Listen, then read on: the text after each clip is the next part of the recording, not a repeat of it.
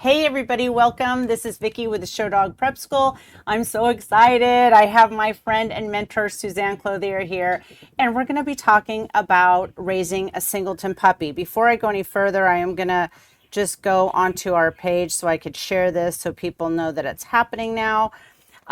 So for anybody who doesn't know who Suzanne is, but I think probably most of you do, because so much of what I've learned and what I do, I feel has trickled down from Suzanne's teaching. I've seen her many times and worked with her a lot of times, and worked with her with my litters, and I'm currently working with her on her treat and retreat, because I feel like we should always be trying to be better.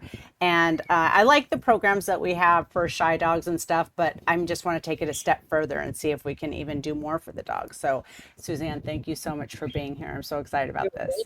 So it's just good to see your face, because for a while, like almost every year, I could count on going to California, and it's like, I know. He'll be there, but times change. I know. Okay, so Suzanne is, I have her website down here, and Suzanne is the author of one of my favorite books, which is Bones Would Rain from the Sky, and the creator of the Enriched Puppy Protocol, and the founder of Hawks Hunt German Shepherd Dogs.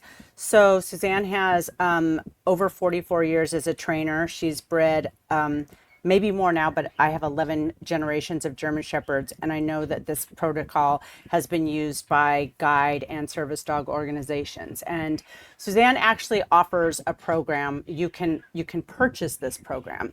I have here's my big Enriched Puppy Protocol folder right here, because I did print everything out. It's got lots of stuff in it, but the reason why I want to do this talk is that I have never had a Singleton puppy before. And somebody in my program came to me and said, I have a Singleton puppy. What do you think? And I said, I think you better do a session with Suzanne. And she had done the Enriched Puppy Protocol, but I did send Rebecca to you to talk about this again, because I have ideas and what I would do, but I've never done it, and I would be coming to you if I had this. So what's your first thoughts on just having a Singleton puppy? Well, I've been there and done it, and I've raised 1, 2, 3 of my own and helped other people with theirs. So it can be done. I mean, you don't necessarily have to end up with an abnormal child, but there's some care that you have to take, because I think we all get sucked into the, oh, poor thing, right? And it's easy also with one puppy to just tuck him in your pocket and take him wherever the It's like, he's sleeping anyway. He might as well be in my cleavage. And, that's what most of us do with little babies, right? Or at least I do. But yeah, the thing we don't think to do is sometimes be the replacement for a whole flippin' litter. So when you watch puppies, and it's milk time, right? Everybody thinks they're so cute and sweet. It's like if they had sharper elbows, they would use them. Get over right? They're going under their siblings, they're going over them, they're trying to push them off the nipple. And that is not what happens with Singletons. People are like, oh, thank God he's nursing. He's like, not even my nursing, I'm going to turn into Cartman. Yeah. Have an attitude and be a really round little being, and then it's like I have trouble walking. So we actually have to be cognizant of the influences that would normally be there, right down to the annoyance of siblings, and they are annoying, but they also serve a purpose. So every time that puppy is having to navigate over the other puppies to get where he's going, or burrow under them, or push one off the nipple, or try to find the under the elbow nipple, or whatever he's doing, those are all things that are informing his nervous system, all of it. And so it's how he develops some resilience, is how he develops physical skills and problem solving. It starts right there. Mm-hmm. When we just let little chubbies run up to the milk bar and just feed themselves silly, one, they can overfeed. So now you have a problem with, if you've got a bitch who's producing a lot of milk, the more she's milked, the more she milks. It's how we keep dairy cows in milk, right? We keep milking them. So we have to be careful that we don't create problems for the bitch. And some puppies, one of our moms, she didn't get the concept of, oh, you only have one puppy. So to be fair, it was a premature labor, and only one puppy survived, who just died actually last month, 2 months ago. And she gave her 12 puppies worth of attention. And that we had to be very careful with that. She just Oh, couldn't moderate that. But then years later, her own daughter had a singleton, and we're like, all right, now we know to watch for. Goodness, she is clean. Stop, like enough. yeah. And Flicker, unlike Spider, who gave an entire litter's worth to one poor puppy, Flicker said, "Oh, right, one kid, you were fed, you were clean, you were dry, you were full and empty as you should be. My work here is done." Never overdid it. So that really depended on the individual dog and how they handled that. Um, so number one, I start out by like, what's missing? What would normally happen that is not happening? And I think that's always fair. Whenever we're raising any animal, what would a good mom do? What would the litter mates be doing? What games would they be playing? How would they be annoying each other? Right? Yeah, Because yeah, yeah, it's like single children versus kids who grew up in a big family. You just learn right. different skills, like eat And it's fast. like every stage, right? Because you've got the very teeny, what would be the complications for a litter there, to, Mhm. and then the next stage and the next stage. And so that's always changing and you're having to be creative, right? And how you're providing that. It's so easy to miss that part. And the last thing we tend to want to do is be an irritant to our puppies. But if you sit back and really watch a litter of puppies, it's like, good Lord, like they really are annoying. It's just there's no way about it. They're annoying, but they're meant to be. All of that stimulation is so critical to them. So I will take a soft toy or I'll put a sock on my hand and I become the annoying neighbor who's like, no, I want that nipple. And Hmm. I'm really going to push that puppy without hurting Yeah. him. I'm gonna apply as much force as another puppy would, which is a fair amount. I haven't actually measured it, but if someone has a way to measure it, it's shocking actually how strong little, you know, puppies are even before their eyes open. So I will push him off and I'll go under and I'll like get him so he's nursing, Yeah. sideways Yeah. down. And, I don't sustain it, but I make sure that, except in the middle of the night when I have the sense to sleep, that mm, there is somebody else. I will take them and put them further away from their mom. It's like, no, actually make an attempt to walk to the milk bar because once you get there, you're just Yeah. taking calories. Like exercise, Right. exercise, and you can have your ice cream. Yeah, so I create those little stumbling blocks and irritations for them. Uh, Hmm. so And that in one, in Rich Puppy Protocol, we're doing a lot already, right? Like, I mean, it's a lot, and people are always shocked. And now, thanks to you, you've made me crazy when I see people's litter boxes and they're like pristine, and I'm like, where is everything? There's nothing in there. And they're like, well, they're only a week old, and I'm like, I know, where's all the stuff? Like, you're supposed to have, because you would look at my videos and you'd be like, more, more, more. So we're already doing like a lot of that, but you're also adding actual more physical contact and doing stuff with the puppy and yeah, like because that as you learned with the first letter that I helped you with, you're like they'll probably be okay in this space till they're about 3 weeks old. I'm like, oh no, they will not. right. They're going to be out of there much faster. And you're like, these are toy dogs. I'm like, no, they're dogs. Trust me on this one. And so I think, but by 16 days, you're like, oh my God, I got to set up a Yeah. bigger pen because they're like, there's a world. Huh. Yeah. And yeah, so And we've expanded the mini dachshund pen. I mean, you saw it. It's a room. And like, it used to be like a 4x4 pen. But now, because we do so much when they're little, they can do so much more. And they're really, truly using that space. They're running in there. what I say, how big should the space be? They should be able to actually gallop. If they Yeah. can't gallop, it's too small. And people are like, puppies don't gallop. I'm like, oh, yeah, puppies raised this way sure do. Yeah. So get over it. And the number of breeds that we've had raised this way, every from some Baja street dogs that a wildlife biologist adopted, some Puerto Rican Virgin Island dogs, to big hounds, to little toys. It's amazing. It all ends up the same as, wow, that didn't know they could do that. It's like, I Yeah. know. I know. So you've got the environmental challenges that we would put in there, the ups and downs, the unstable stuff they've got to crawl over and negotiate around. But on top of that, if there was other puppies they are getting, pushing and some challenges for the stuff that they want, whether Hmm. that's a sleeping space. You know, sometimes a puppy will be nicely curled up and sleeping, and it maybe didn't happen with your litter, but all the litters I've raised, it did. Someone would find a nice quiet spot to sleep, and then his brother or sister would come over and be like, "Yeah, this is a good space. I think I shall sleep on your head." And they're like, "Damn Yeah. it! You know, Right, right. for a reason." So yeah, I will do the same thing. I will just like put a stuffed animal on their head or just a little pressure, and they've got to go adjust. Yeah, So yeah. I don't go crazy. I don't spend the entire day annoying the puppy, but Right. I'm sure, and it just comes also from years of watching so many litters of different breeds. It's like this is Yeah. what puppies do to each other. They do. So I've got to replace that. Now, the the the balancing act there is that Singleton puppies, as a rule, in my experience, get handled a whole lot more than individual puppies in a normal litter. Yeah. So the people tend to have them or carry them around or take them places, you know, or like I said, one puppy, I just put him in my pocket. He was perfectly happy to literally Yeah. curl up in my pocket and go to sleep.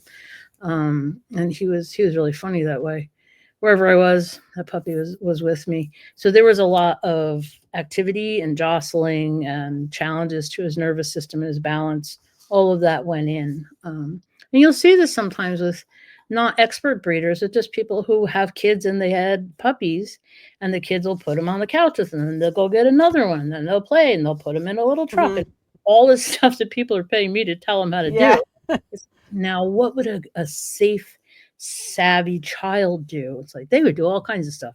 They would take them for little car rides, and Mhm. the adults Yeah. have taught how to do that again. So that is a good balance for the Singleton, that they tend to get handled more just Mhm. because they are. But yeah, don't be afraid to irritate them a bit, because irritation turns out it's part of life as a social creature. How does that change as they get older? Like, are you still doing, well, like when they get older, not with so much with the eating and stuff, but are you still sort of trying to be that balance when they get to be like, let's say maybe now they're 3 or 4 weeks, where So their teeth have come in, their eyes are open, yeah, yeah, they're up and about and walking. I will, and I want to emphasize this very, very gently. I'm not playing NFL tackle, right. but I will do exactly what another dog would do. I might just take them, and just squeeze their tail a little bit, or I might just plow them over with a soft toy. Yeah. All this stuff, turn them over on their back so they're like, it's yours. Like, I know, right? Uh-huh. So when in doubt, go watch a normal litter or videos of them, and then I'd be like, can I do that? Because they don't grow up afraid of their litter mates. It's all pretty sensible and it's Yeah. pretty fair, right? And if they have enough stuff to do and enough room, I don't find that puppies get into really serious wars. Small spaces and not enough to do. I've seen some puppies get into some pretty fierce little fights, shockingly fierce, actually, like drawing blood on each other. Yeah. So yeah, as they get a little bit older, then more of their body is also devoted to exploration, and that tends to be a little bit more independent. So when I think about taking our puppies on a follow me walk, they're having that experience. They might bump into a sibling or run into them by accident, but at that point, I probably don't need to be knocking them over or Right. bumping into them. Right, so I don't worry about that part. That's a much more of an independent, I'm checking out the yard or the room or the house or wherever it is you're taking them. Right. And by that time, we're doing a lot of, individual stuff too, already, like going for car rides alone and going in the, when they're a little bit older. Mhm. But like I'm starting that at, around maybe 4 weeks or something, where I am taking them into the bedroom and they just like get their alone time and they're just sitting on the, bed with me Mhm. and, you know, going on little field trips to the backyard and that kind of thing and just different areas of the yard and stuff like that. But yeah, that's more individual. Do you think that there's like any specific things people really need to avoid, like actively make sure they're avoiding doing? I think I would be really careful if I had my druthers and I had a singleton and I had someone that I trusted who had a similar sized breed of the same age, I would probably place them with that litter instead of trying to raise them myself. I Oh, think I don't think we can ever really replace what other puppies can do. yeah. Many years ago, a woman I knew had imported a Beauceron, and Everybody lied. The breeder lied in France. The person receiving the puppy lied. So when she gets this puppy has just turned like a little bit over 5 weeks old. How they wrote that off as a old enough to travel from France puppy beats me. Yeah. Anyway, I had puppies that were 6 weeks old, and so this puppy was just maybe half a week behind. I said, just give me him. I'm just going to put him in with my puppies. He'll be able to handle. He's the same size. He's a robust breed. And so I did that, and my mother dog was like, "All right, one more to feed, whatever. Yeah. Come on in, kid, make yourself at home." They were good moms. And then I called her one day and said, "He's just got a little bit of diarrhea. I'll keep an eye on him and make sure he's hydrated." She's like, she just panicked that somehow in my hands he was going to die. I was like, "Really?"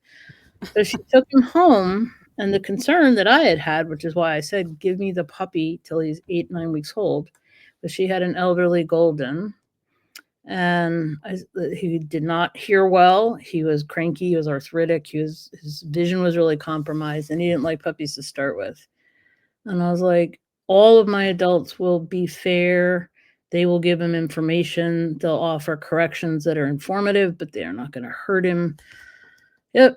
Nope. 2 days later, yep, she had him, and he walked up to the Golden's food bowl, and that was it. That was the end of that puppy. Crushed his skull, took one of his eyes out, and I'm like, so I will say to be very careful that any dogs you put with this puppy, because it's so tempting to think, because I love this little Singleton guy, and everyone else loves puppies, they may not know anything about puppies that young. Mm-hmm. That's what I was going to ask you. One of my questions was going to be like, do you utilize your other dogs? Do you use them maybe later on, but not when they're little? I do. So the advantage I have is that every single one of my dogs grew up helping me raise every other dog younger than them. So all of them had really good controlled experiences with puppies from as soon as the mom says, okay, you can come in, but don't come any closer. And it's always up to them. I have one male, we called him the whelping coach, because the bitch would be like, he can be there, but he's good. But he attended so many whelpings. He just laid there quietly. I'm like, what are you, the coach? Like the Lamaze guy? But tolerated him. But yeah, they're like, no, he's good with puppies. It's like, when did he last see a 4-week-old puppy or a 5-week-old puppy? Because they don't understand no, number one. Right. They don't understand how to inhibit their bite. They don't know how to read signals. It's just, it would be like sending a toddler into, a military school, maybe, where they're like, know this. They're like, I'm only 2. Right. Yeah. So we have to be careful, because somebody's like, oh no, they're good with puppies. No, they're good with puppies who are 8 or 9 weeks old. Yeah, at least. Who know how to read lips and understand, like, sorry, sir, I see that annoyed you. So we got to be really, really careful about that, because woof, a big head grab on a puppy too young to even know how to get out of the way, it could be deadly. Yeah. So I'm super, super careful about that. And then even if I think they're really super careful, I'm still super, super careful. If you had a puppy that, like, let's say the puppy was like 6 weeks and you have not huge dogs, is there any concern that just like, like this puppy's hanging around? Like, I don't know what I'm trying to ask. Like, is it good for him to be, is he going to learn not appropriate things if he's hanging around like sort of teenagers? You know what I mean? No, I don't think so. I mean, it's kind of like, when we were younger, remember back in the day, the people that watched us, that our parents left as babysitters, were what, 13? I know. Can you believe that? She looks responsible. She's 12. Yeah. She take care of 3 kids. Give them to her. And I will pay you $1 an hour. Like, whoa, yay. Anyway, so it depends on the dogs, right? Yeah. They certainly can learn to follow what the other dogs are doing. I think I just want to be sure that the puppy has the understanding that the adults or older dogs think they can. And the problem with teenagers is just the problem, with leaving 12, 13-year-olds in charge of your children, is that they have very poor impulse control. So you might think it or get really revved up. And I've seen that with when the puppy's like, yeah, I want to play. And the teenage dog's like, yeah, let's do it. And then they go on a tear, and it's like, oh, for the love of God, like, hang it. Okay, he can't run that fast. He can't stop that fast. He can't even see you that far away, and he has Right. no idea you're coming back and you're gonna, body slam him. So pick your place, pick your time, pick your energy level. And some dogs are just naturally really super good with babies. And we had one of the guide schools week 4, we would bring in what we called friendly Fido. So it was often retired brood bitches who had an excellent track record with babies. But one of them was a medically released big, big Labrador boy named Goliath. And he was, I'm Hmm. not joking, he was like 28 inches tall. He's a very large Labrador. But he loved the baby so much, so he would come in and lay down. They could climb all over him and chew on his body parts. And Hmm. you didn't have to worry. He was as careful as if he was a NICU nurse. He was really good, except he wanted to use their little dog walk in an A-frame. We had to, honey, no, he weighed like 90 pounds. So yeah, the size of the dog is not as important to me, although there's risks. Obviously, one paw or one mouth grab, one head grab, unless they've got excellent control, that would be worrisome. But otherwise, it's, are you socially aware? Are you appropriate? Do you read other dogs' signals? Do you understand when this puppy doesn't really know what that means? One of Yeah. my dogs, she had access. All the adults could come and go in and out of the puppy room as they pleased. Some of them just like to lay on the couch and watch the puppy. Some like to lay on the table outside and watch them. And some would happily get in and fake nurse them. But this bird was the dog, and she would come in, she'd lay down this little futon, this little kid's futon that, I don't know, puppies love those. If you don't have one, get one, because they fold up. You can like squash them in there, and it's very fun. Anyway, she Yeah. would lay there knowing that that was a place they definitely wanted to be. And so they would come up and she'd growl at them, and they're like, roll her eyes. She would sigh. She'd get up and she's like, I can't even talk to you. You don't even know anything yet. And day after day, she would test it. And at some point, she would growl. And they're like, sorry, ma'am. She's like, all right, now we can have some. All right, now I can teach you something. But until their mom taught them no. Yeah. And so that's the other thing, Vicki. If the mom hasn't taught them no, the other dogs are going to assume that they do know that. So if you have a bitch who never says no and just simply gets, like, they bite too hard, she just gets up and leaves. She has never taken their little heads and said, stop doing that. Because the Yeah. beginning of no comes from mom. Like, yes, I'm here, but the milk bar is closed. No, you may not nurse. And some dogs are not good at teaching no to their babies. So Suzanne, Reba was like, or Lizzo was 6 months old. She was as big as her mom almost. And she would be out there and she would just roll under Reba and like she was going to start nursing. And I would say, Reba, you don't have to let her do that. And she just looked at me like, she what can I likes it. do? It's okay. It's fine. She walked all over her parents, I mean, and they just never would tell her no, you So know? when she shows up and she's that age, she's 6 months old, and she does it to another dog, it's like, what Right, the heck right. were you raised? We had a cow like that. We used to say she must have been like a suburban mom in a previous life. Like, come on in, kids, if you're hungry, help yourself, whatever's in the fridge, there's a cooler full of drinks, and just anyone could go with her dandelion. She'd look back like, oh, yeah, okay, if you're hungry, help yourself. The other cows would look back like, you were not my child. Get the hell away from me. So, yeah, that is the concern. If I have a dog who's not a good mom in terms of teaching no, that can get that puppy in a lot of trouble when Hmm. another dog looks and is like, you're that old, you smell that old, you should know the following things. It's like, uh-oh, I don't. Yeah.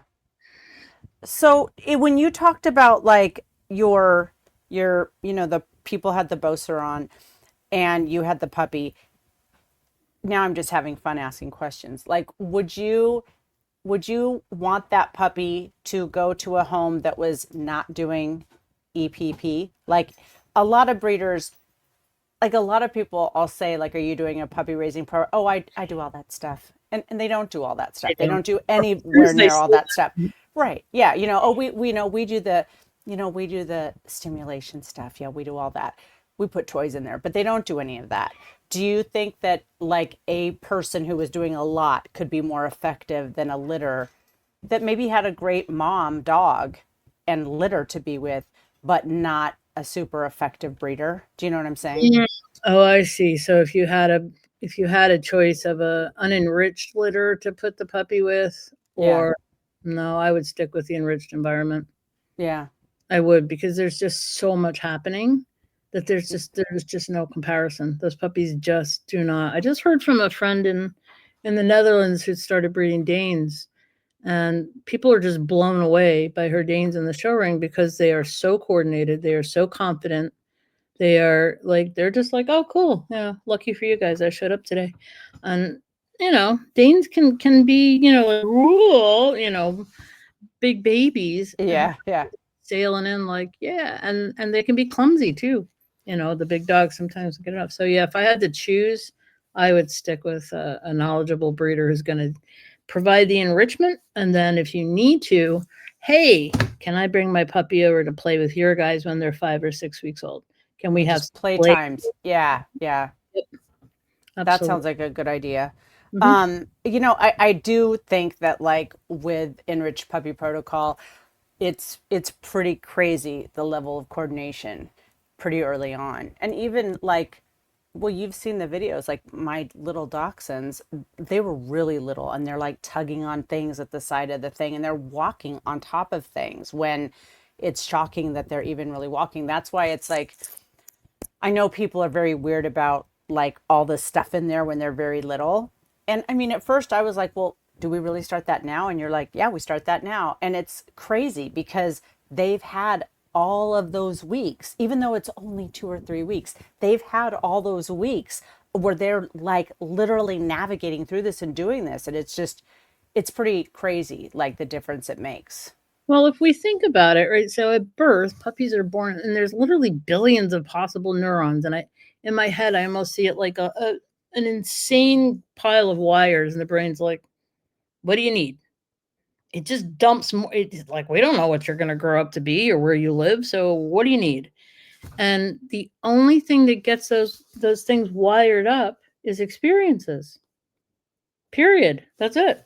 If Yeah. you don't use them, they don't get wired together. If you don't get wired together, the brain eventually just starts snipping them out. I was like, okay, I guess you didn't need those. So when I say, like, dogs that live in the Midwest, I have seen them faced with 3 or 4 stairs in a row. They're like, what is this? They literally have never seen more than 3 or 4 stairs. Yeah. Whereas dogs that live in, Tuscany, they're like, well, everything's stairs. The world is made of stairs on all sides. And it's not that they have a special stair climbing gene, it's just that that was never part of their experience. And so every day that ticks by, I'm like, more and more of those. Oh, that's how we negotiate when this foot's on a solid surface and this foot's on a squishy thing that's not stable. And I'm trying to go that way so I can see my mom, but my brother has my hind leg. All of that starts to get into that nervous system, which says, oh, okay. Okay, got it. Because that's what the brain's trying to figure out. What do we need to know? And if the answer is, can you walk across this perfectly clean fake astroturf or, a little bit of rug or fake sheepskin and not fall down? They're like, okay. Like, how many neurons do you think that takes? And the answer is not much. And Yeah. I used to joke that I could tell from any dog that came to my show handling classes. It's like, you have a really nice backyard, don't you? It's really nice and easy to mow. And they're like, how did you know that? I'm like, because your dog would trip over a toothpick if I laid it on the. He has no skill. He looks like someone who lives in a trailer home and has slippers. And as long as you don't fall down, you don't even have to pick your feet up. You can still get from here to there. Right. Versus the dogs that had in the jumping classes, I could really see it. I'm like, this dog goes out for walks off leash in the woods and the fields and creeks, and they're like, how did you know that? The coordination there's no substitute for it. Yeah. Well, I'm going to say this because I think she would say it was okay, but Rebecca and I talk a lot. And so she had that litter. She's on here, or she was before. I'll put the comment. I'm going to look at the comments so I can see if she says anything. Anyways, she says I'm a little worried about the puppy. He was called Gouda at the time. Now he's Alvin. I'm a little worried. He doesn't walk. He doesn't stand up. And I'm like, well, what do you mean? Like he doesn't stand up? And he was like, he must have been like maybe 3 weeks or something, or 4 weeks. But he's a big fat puppy with the only one. And Mm-hmm. I said, well, have you like made him have to walk for anything? And she said, well, how? And I said, well, like take him out of there. So we took him out, and I had her get, she already had these rubber mats that had like holes in him, right? Because Mm-hmm. he was pretty fat. And he just was like, oh, this is something that happens. Like I get up, like all he did was lay there and eat, Mm-hmm. because it was just him and his mother. And it was like within a couple of days he was like walking, because I said put the mom over there, like put her over there and have him like make him have to work to get to her. And it was amazing, because he was like, oh, like I have these things and I can stand on them and I can actually get places. He was just laying there. Yeah. I mean, and I do think that can be one of the things where it's just like they don't ever have to do anything. He didn't ever have to do anything, so he didn't ever do anything, That's what you I know? said. I will take that puppy and I will airlift him to the furthest part of that box, and I will make sure there is stuff between him and mom. It's like, work it out, buddy. And then just as you get there, I might put you in another spot. It's like, seriously, walk, because that's the whole basis for all coordination anyway, is Yeah. And movement. The other and thing that really happens is, and it's important to think about, is that if you don't have, and they know this from child development stuff, if you don't learn the proper patterns of movement, it affects your cognitive skills. Like they get worried if a kid can't catch a ball or he can't walk in a certain way or do this or that, because it's going to affect his ability to learn. It affects his coordination. It affects right, everything. So it's not just, gosh, he's a little chubby. It's like, no, no, no. He needs to learn to move because he's going to move to learn. And those are like absolutely hooked together. So you right. got yeah, once his little legs worked and he found out he had four, he Yeah. wasn't a trust fund puppy. Like lay there. We'll have room service for you, no worries. Mary said, I have a 10-week-old Singleton here that has recently come to visit from another breeder. My pups are 2 weeks younger, but the Singleton is a bit worried about the rough housing that my pups do. This is good for her to figure out, right? I feel like she wants to be rescued all the time. Without seeing the puppy's reaction, and this is again why I become the irritant that I am. 10 weeks is pretty old, and the other thing I'll tell you, at 10 weeks, she just hit the peak of her fear of novelty. So at 4 weeks, you could put a 4-week-old puppy in a nest of cobras. They're like, hello. They just don't have fear. They recognize when they're in a strange place. So if you go to clean their pen and you put them over there, you'll sometimes get the puppy 911 of, oh my God, I've been abandoned on the island. This ship's never coming back. We're all Yeah. gonna. It's like you are 5 feet from where you are familiar with. Come on. But that escalates, that fear of novelty. We call it the fear period. It's not, it's fear of novelty. So if this puppy's not been exposed to other puppies, now that 9, 10 weeks, we are right at the peak of that. And the puppy's like, I don't know what the hell this is. And everything in her brain says, I don't know what it is, and I wish to avoid it. Plus the rough housing. So it sounds a little crazy, but I would pick a time when the edge had been worn off the other guys. So they were maybe dozy, sleepy. And so they already had gotten their little kicks out and were ready to settle back down. Let her have that experience with them. Give her just one and give them something to do other than just butt heads together. Yeah. Um, yeah.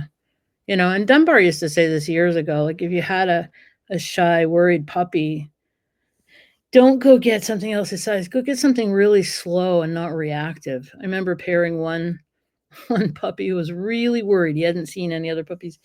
And I paired him with this basset hound who could barely, not trip over his own ears. But it was was it a border collie or a shepherd? It was one of the herding breeds, and kind of like, oh God, we're all gonna die. But then his little friend he just was on a different vibe, he's a basset Mhm. puppy. He's like, whoops, sorry, fell on my face again. Yeah. So the shepherd could outthink him, outrun him, and felt like he had a little bit more control of it. So try a tireder group or just isolate it, and pay attention to that litter. Are they just a little too much? He might actually do better with other adult dogs or older puppies or younger Yeah. puppies. It's hard to say without it. But if a puppy is climbing up my leg, if they're just hiding and then they're, as everybody goes by, they hide, but then they come out, and then when the group comes back, they're like, oh, they look like moray eels. They go in, they go out. Yeah. That's a puppy trying to figure out, how does this work? Yeah. I don't usually take the puppy out of that situation because you can see where their focus is. They're like, I don't know how this works, and it's alarming, but I'm still trying to figure this out. When they are climbing up their person or trying to get out a door or climb over a gate, they have said, I am done. I am cooked. Please get me the hell out of here. And that I don't want them to practice. So in a puppy class or in any play group, if they do that, it's like, I got you. I'm going to find you different playmates. We're going to change something. But otherwise, I will give you a place where you can be under a table or under a chair or, Yeah. in a crate, as long as they don't get boxed in, obviously. Let's not I feel like there was a video like that in Rich Puppy Protocol. I feel like there was a video with a litter that you had, and like some little kids came to visit or something. And there was one puppy that just for like, 2 minutes was kind of like looking around, but then got comfortable and let himself get comfortable and then came out. That is exactly right. Remember, it was like an old Fisher Price Yeah. broken thing that I brought, one of the little princess castles. And so the puppy's like, I'm not totally sure about this. Like, I am not familiar with small, squirrely, squealing things that run fast. But she was curious. So you could see her following at a distance and watching. She did not come and hide under the deck. She did not come and try to climb up my leg. She's like, she needed a moment. Yeah, I gotta work this out. But you could see her following and watching. She kept her distance, but her focus was definitely on the kids. And then she's like, oh. Then she ended up loving everything they did. And she's like, oh, kind of entertaining. Yeah. So that's kind of good too, because the other puppies were playing with the kids and the other puppies were doing stuff. So it kind of, there was like no pressure on her. She could just watch them interact and then come out when she felt comfortable. That is exactly the right phrase there, Vicki, is there's no pressure. Yeah. So as long as you've got a safe prospect from which you can kind of suss things out, which is what most of us would do, right? If we got put into a really rowdy party of friends that knew each other and we're the new kid on the block, most of us are not going to go dive into it. We're going to get a drink. We're going to hang back, get some little cheese, we'll admire some paintings, We're just trying to suss out, like, how crazy are these people? Because they're maybe loud, right?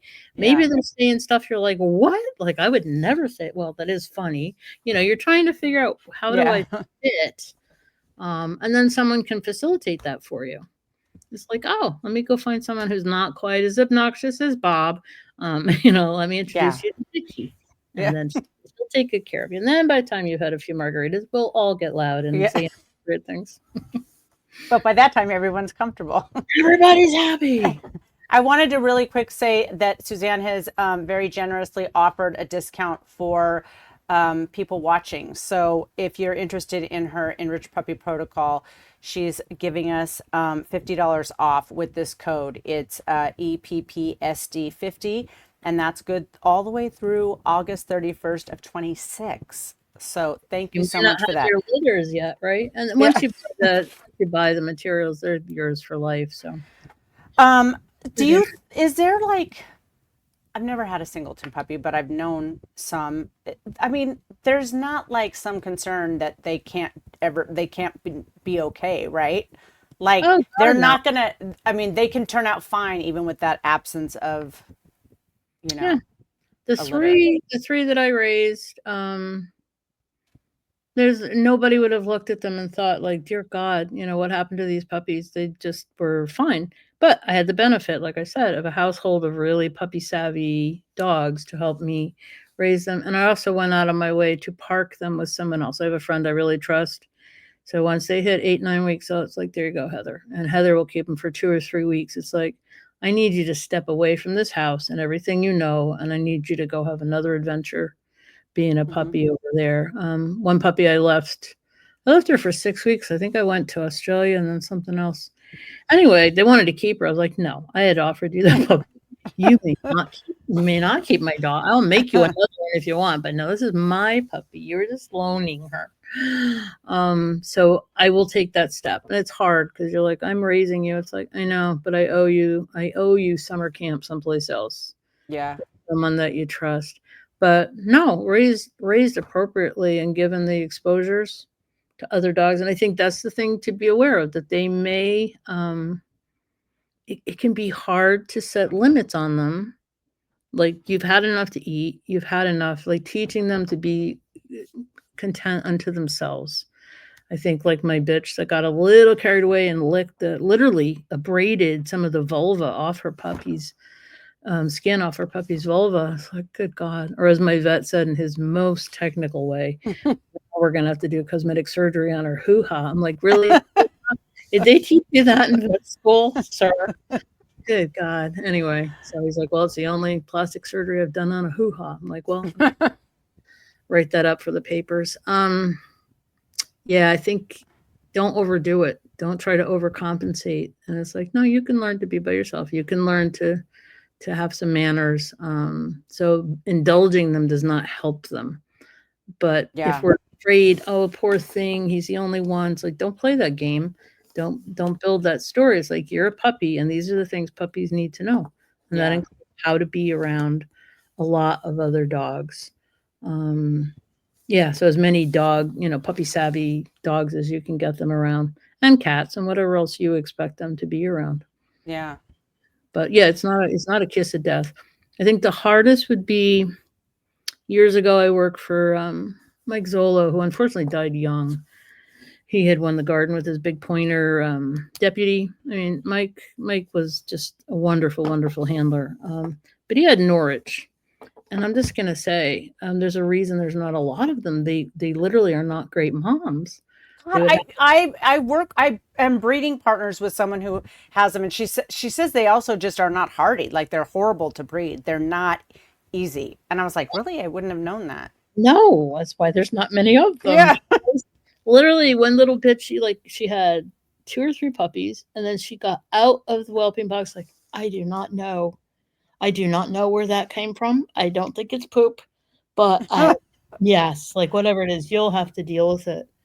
So, and this is always true, right? So if we breed dogs that are not good moms, there's something not right there, right? Yeah. So I have known, I used to whelp for people. One was a Doberman, and if I was not in the room with her, she took all her puppies and distributed them. Like, if I ran down to feed my horses and my own dogs and came back up, maybe she had 1 puppy still in the box, and I'd have to find the other 9.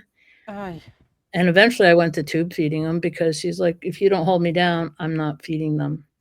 Like, she was a god-awful mother. I sent her back. I was like, I'm just going to tube feed the puppies, because it's a whole lot faster and much kinder to them, and I will give them good attention. So if you don't have a good mom, man, find some dog who really actually, and it can be a male too. We had one male that if he could have produced milk, he would have. He loved the little babies. Once they started to walk and talk and sass him, he's like, no, I'm done with you now. I like little babies, but you have a mouth on you and also teeth. So now I'm done with you. But then his brother would take over. He's like, all right, now they're fun. Now we can go for walks with them. We can teach them rules. Yeah. So, I don't know if Sheila's watching, but my friend Sheila had her last standard dachshund litter, and she had her young one and only that she ever had, Irish Wolfhound boy, and she was having to raise this litter, and I think she was having to bottle feed them, and she was crying trying to get them to potty and exhausted, and his name was Rumpelstiltskin, and Rumple came up and just started cleaning the puppy, and he did, and like, he was so good, and she ended up keeping one of the puppies, and Rumple would lay there, and this dachshund would be laying right on the top of this wolfhound, and he just but it was just like, that's just who he was. It wasn't something anybody could teach him. It was just who he was as a person. Just like, I can do this, I can help you with this. I could see her having a hard time with this. Do not discount your boys. Just do not discount the boys. Absolutely not, because some of them really are superb caretakers of babies. One of them looked so much like his mom. At first glance, we thought it was his mom, But it wasn't. It was him helping his mom raise her litter. Oh, So she could go take a break and like lay on the couch, and he's like, "I got him." Like, and they were yeah. all covered up with Monk. Uncle Monk was right there. It's like, Nice. yeah, it was super, super cool. That's so So, good.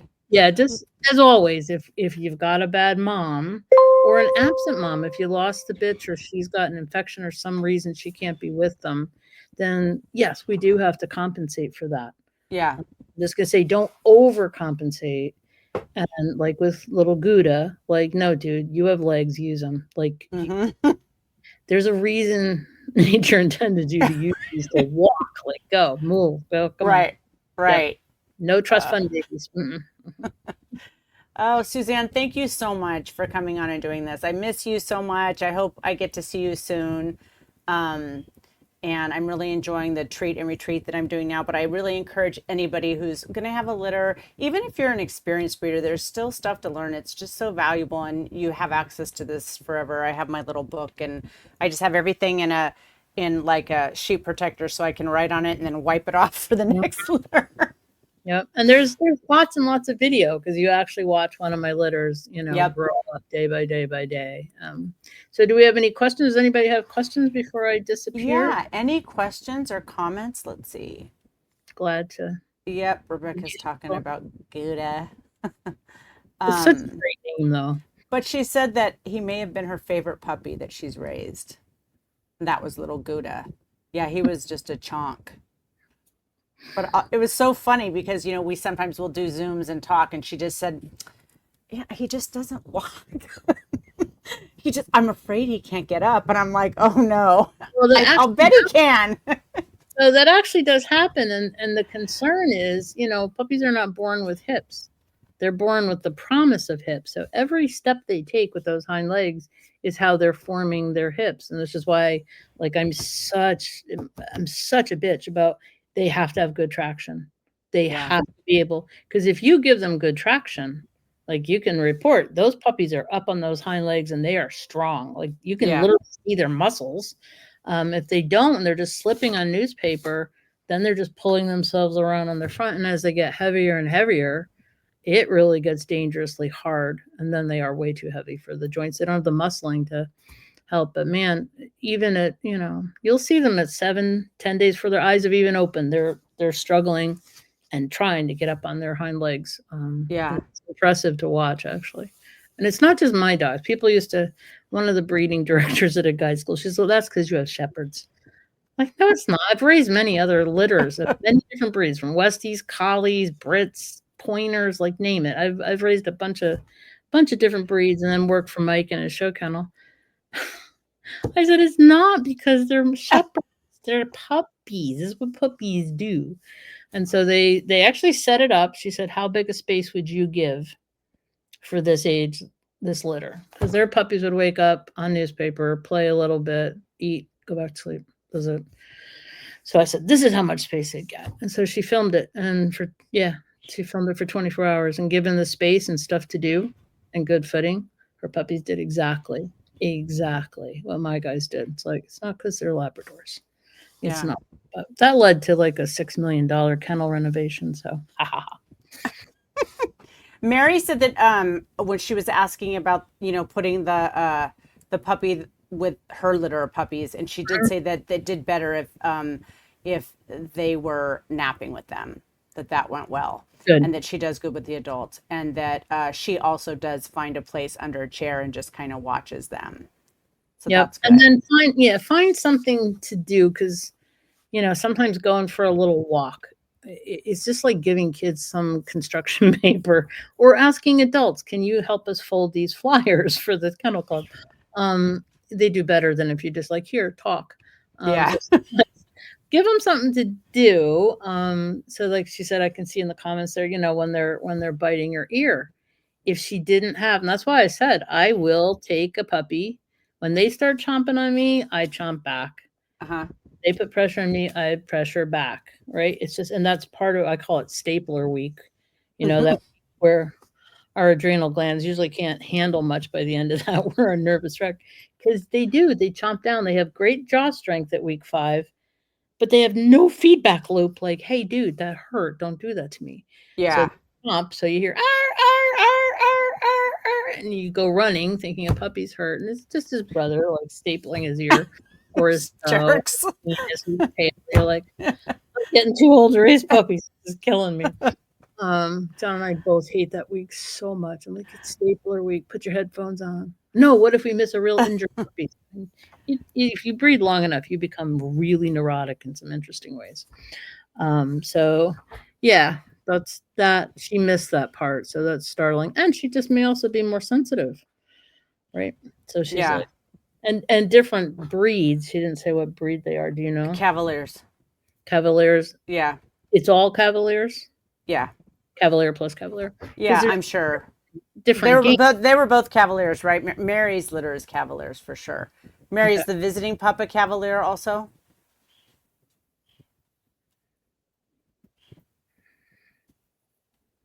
Because breeds can have such different styles. Yeah.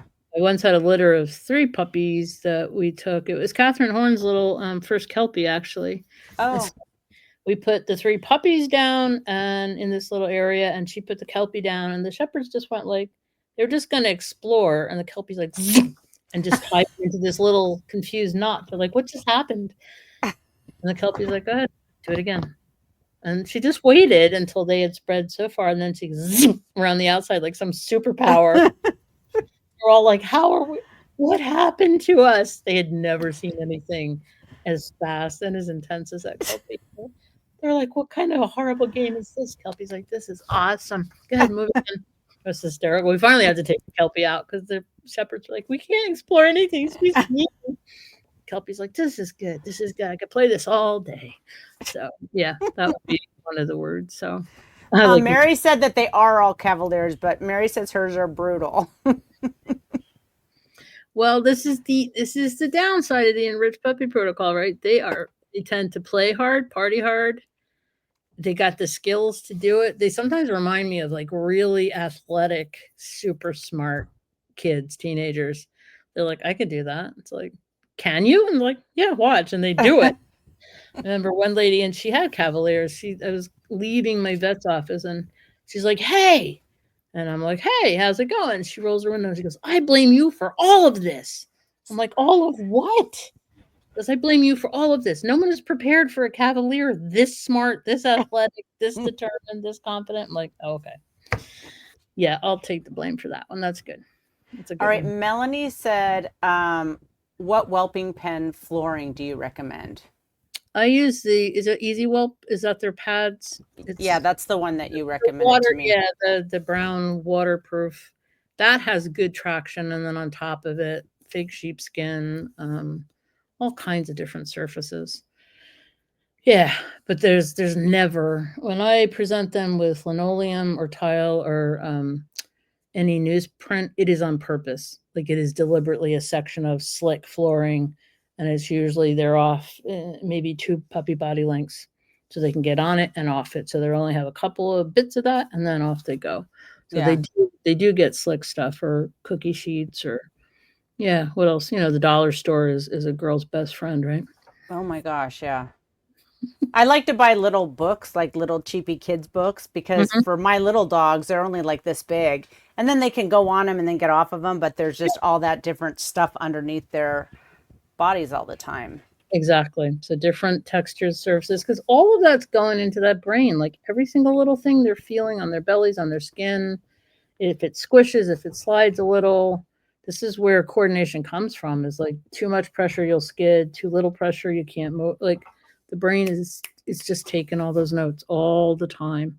When I showed the video of my friend's border collies in the UK conference we just did, and the whole conference was built around resilience. So I was the final speaker, and it kind of wrapped everything up because everyone's talking about how you build resilience, and like those are coping skills that you build after the fact. This is how you build resilience. This is where their brains are making these amazing changes.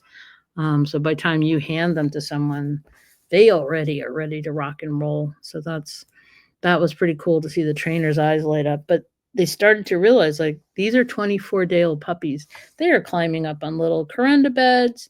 They're on, this is on a squishy thing. That's on a hard thing. They're trying to get under and over. And They're like, how are those puppies only 24 days old? I'm like, because the books are wrong. Puppies Yeah. begin to walk at 3 weeks. I'm like, no, they don't. Puppies with nothing to do and no good surfaces and no traction, yeah, they'll just lay around like little slugs till they're 3 weeks old. But no, no, no. It's And I cool. know, I remember that also it was like whatever you're having when you're having different surfaces, not longer than a body's length of the puppy, so that they can, when they're really little, so that they can get on it and still get off of it, that it's not like they're just on a sea of something scary. They're just Yeah. experiencing it. Those little stupid like covers that would go over a gas burner at the dollar store, they're maybe Yeah, this yeah. cookie tins, those lids, little plastic lids. Like how big is the puppy is how I'm going to size what I've got. But yeah, within 1 or 2 body lengths, they need to be over it because I don't want them panicking and I Yeah. don't want them stuck.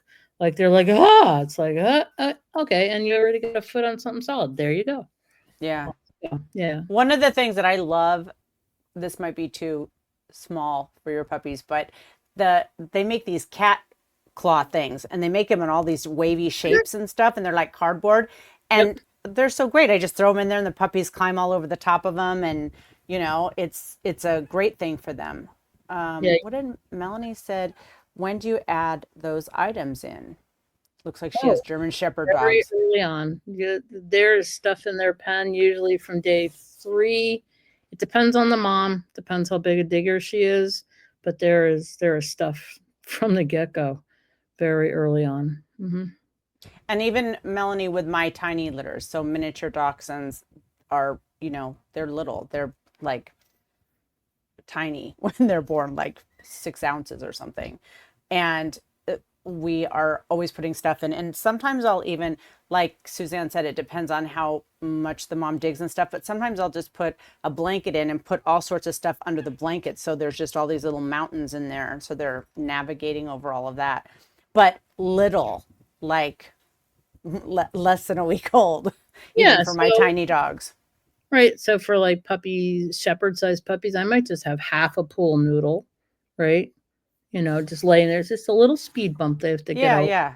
Or something lightweight, a very lightweight toy or something that they have to kind of push and it's in their way, or a stuffed animal that they can't get trapped under anything, but they have to navigate around. And it's actually astonishing to watch how easily they learn. And we change it all the time. My Right. heart breaks when it's like my puppies get, a different surface, once a day and one toy a day. I'm like, what? We call that the morning. Like Yeah. we call that before lunch, right? So, and they just so cheerfully navigate it. They're like, cool. Like you put something down. I like to add things when they're sleeping. So at one point I found some big blow up dinosaurs. So while they were sleeping, exhausting my air supply by blowing up I think a kangaroo or a stegosaurus, and I had it blown up, and it was pretty good size. It was probably like almost 3 feet tall, and I put it in. They wake up and they're like, "Oh, so there's a stegosaurus in our pen. Hey, what's up?" He only lived a few minutes because they're like, "How about we kill him? How Yeah. about we play with him? And how about we play tug of war with him?" But yeah, they're just like, "Huh, something cool." And that's the thing that builds in their brain that's so powerful is they have an optimistic point of view. Instead of seeing novelty and going like, "Oh crap, I don't know what that is." You're like, "I don't know. That could be cool," right? So they tend Right. to approach new stuff with interest, like, "Oh, this could be cool." And that's a really deep structure in the brain, the nucleus accumbens. And if the puppies grow up in a safe, enriched environment, that part of the brain is really heavily tipped towards reward in the face of novelty, a very optimistic bent on how to process. Whereas puppies grow up in an unenriched or unsafe environment, that part of the brain's like, I don't know what it is, and I say to hell with it. And so their first response to novelty is usually avoidance. So And it's interesting because people think it's safe because there's nothing in there. Because there's, but it's like it's the opposite of safe for them because they're not learning about anything. It's just nothingness. well, that's what when you see like a perfectly clean, pristine thing, and the puppies are just fat and happy and dry. So just understand that's what's in their brain too. Like their Yeah. understanding of life is that. That's all they know. I think it's like, and my vet at one point, she said, I think you have really special genes. And I looked at her like, this is a rainbow vet. I was like, what are you talking about? She goes, well, all your dogs are like this. I'm like, it's because of how I raised them. Like I must have nice genes because then we gotta have something to start with.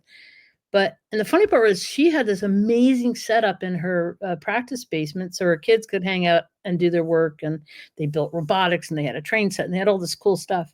So I showed her, I'm like, this is what their pen looks like. She's like, oh, like Montessori for puppies. I'm like, yeah, it should look like Sesame Street, like collided with FAO shorts. And that's what it should look like. And what your whelping pen should look like, and what your it should look quite large, first of all. The space the puppies get. It should look like if I was a kid, like would that be a nursery school I would send my kid to? So imagine you open a nursery school or daycare and it's just perfectly clean and there's just a little carpet and there's 3 little toys. You're like, that's it? They're like, we'll give them 2 more toys tomorrow. It's like, but where's the stuff? Like, how do they get to have Yeah. experience? I don't want you to warehouse my child. I want you to actually give him the experiences and read to him and teach him his colors and let him play with stuff and finger paint. And so, yeah, if you've had kids or you're around kids, it's a really good way to quickly look at someone's breeding setup and be like, And when they say, well, it's a whole lot of cleaning, I'm like, oh, we destroy washing machines. That's a given. But Right. the thing is, if you've got these puppies, they just start to regulate themselves.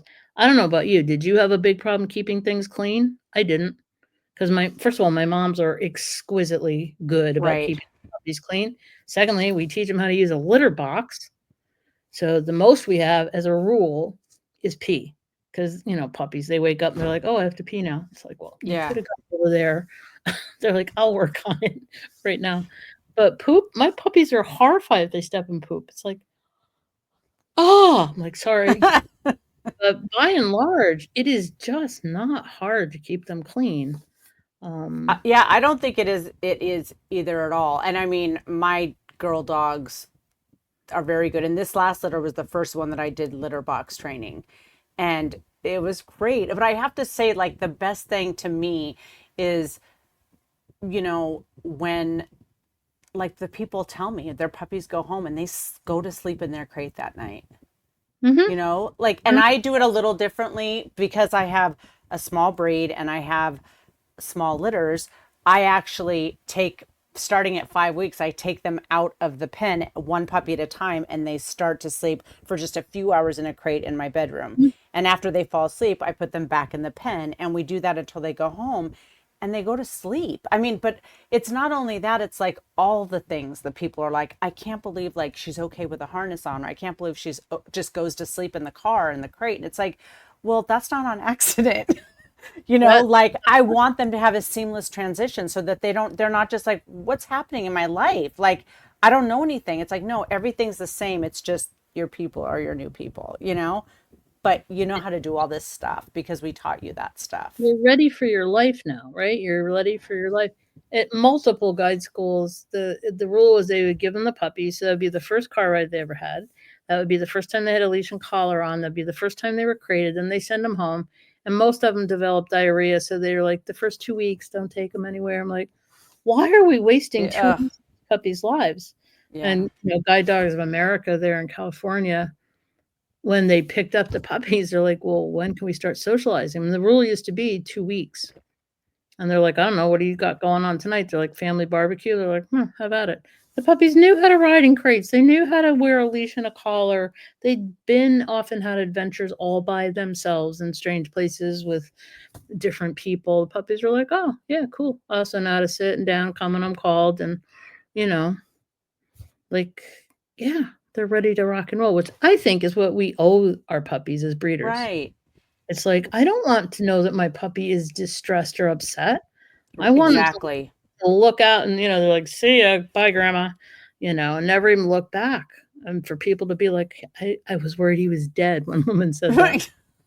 But He was it's because that, they have those skills and they know how to do it. Let's see. Melanie said, I am a new first time breeder. Any books to read? I built a cube with hanging items. That's good. How old are your puppies, Melanie?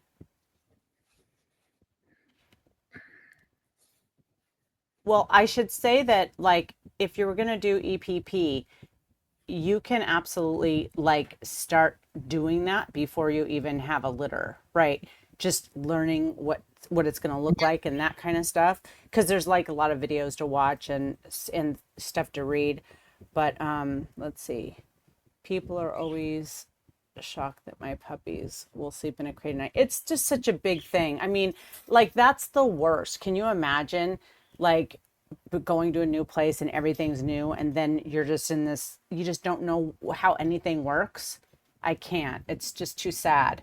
And I Well, really, Rebecca was worried. She's like, well, if I'm going to keep this puppy and he's just going to cry all night in the crate, I'm like, he's not going to cry all night in the crate. He's used to sleep in the crate. It's just like, oh, okay, the rest of the children left. We're fine. yeah, Yeah, that's pretty funny. I was like, no, that may have been a previous experience, but that probably is not going to happen. yeah, With you can still get puppies that are like, damn it, I think this is stupid and I want out. Not all dogs agree to being crated happily. totally. And I understand that, but they're also the really good puppies you can just pull in bed and they're like, thank you. More appropriate. Yeah.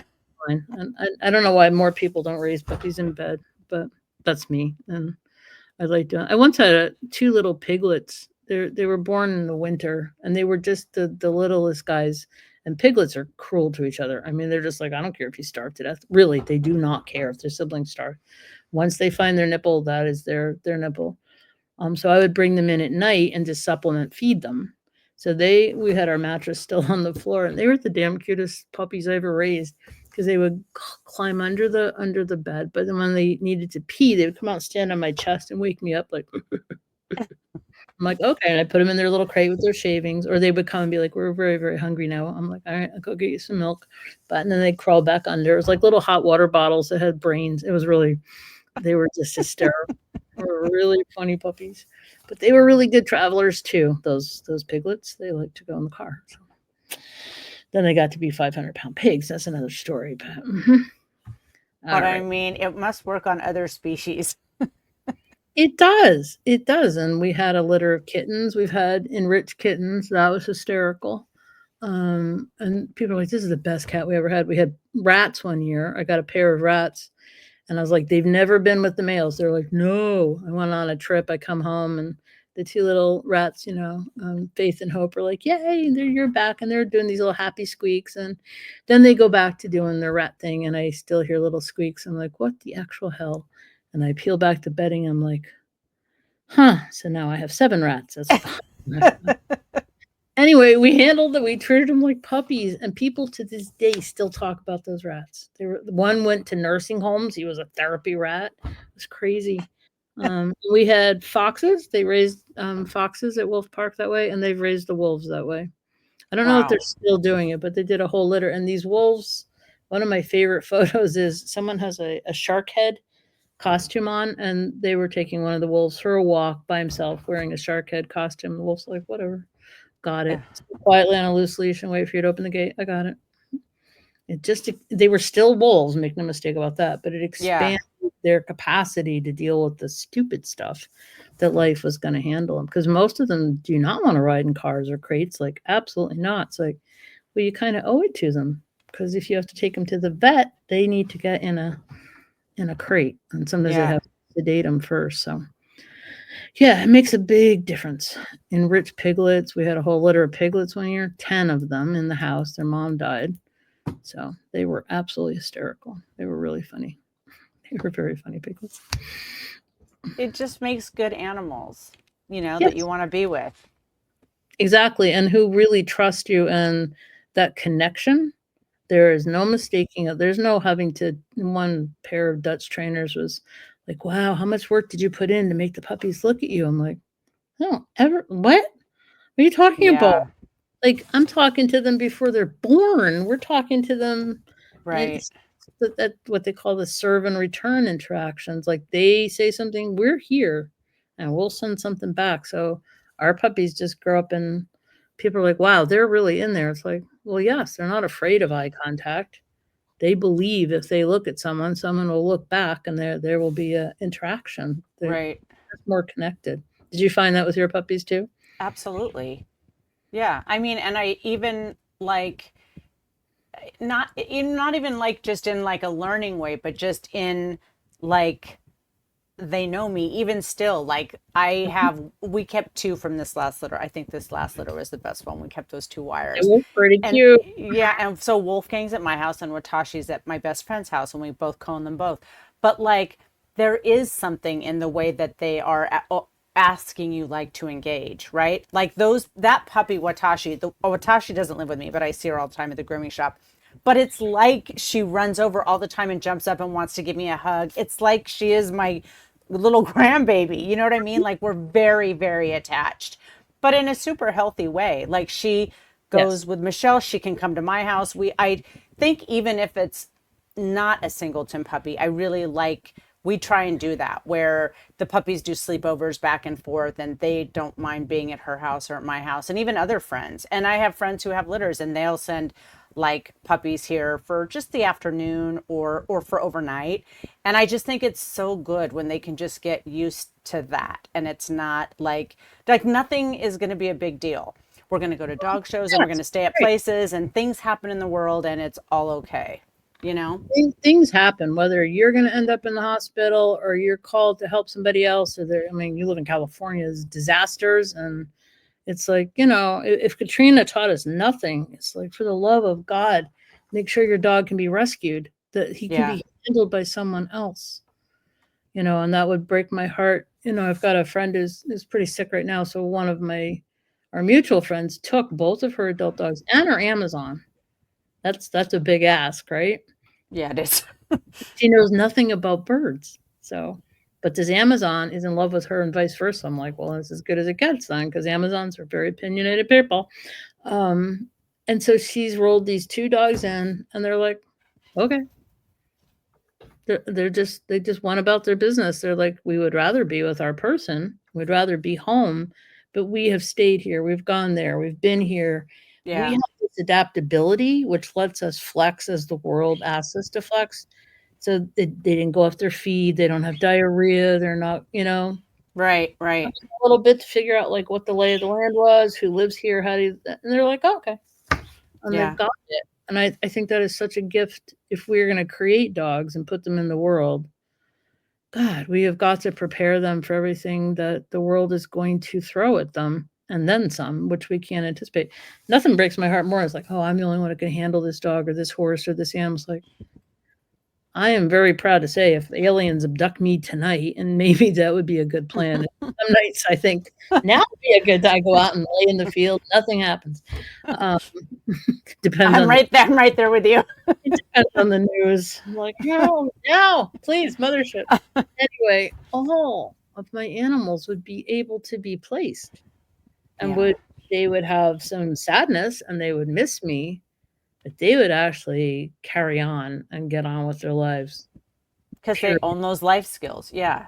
Yeah, exactly. They own the life skills, not because I manage them Yeah. or because I'm special, but because they're like, oh, okay, I got this. And Yeah. not everybody can have animals that adaptable.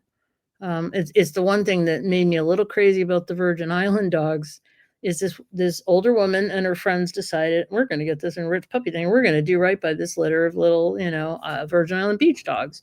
So she raised them this way. So they went on picnics. They went to the beach. They went for car rides. They just Yeah. had a life. And some of them got sent to the U.S. And I'm like, so the good news is those puppies are going to handle everything. The plane ride, they're going to be fine. The bad news was the people that got them don't realize that why those puppies are so awesome is not because they came from the Virgin Islands. It's Right. because they were raised with these skills. I'm like, oh dear. Are all their friends going to be like, I want one of those too? And it's like, Yeah. mine is nothing like that. It's like, So my goal is before I die, like more and more people get this and we just keep turning out good dogs. Because I don't know. I think that's where the future of dogs lies, that we produce healthy, happy, adaptable companions, not project dogs.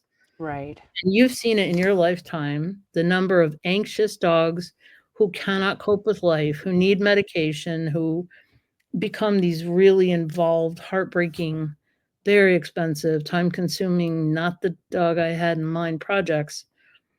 Like, This is not going to do dogs in general Right.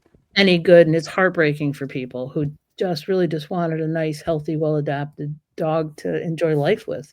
And people still make stupid choices. I get that part, but it's very, very hard to find a rock And the solid. bottom line is there's a lot we can do. There's a Yes, lot we can do to set them up. And it's like, yeah, maybe not all of them are going to turn out exactly how we hope, but like you're giving them the best chance if you do a lot with them when they're little.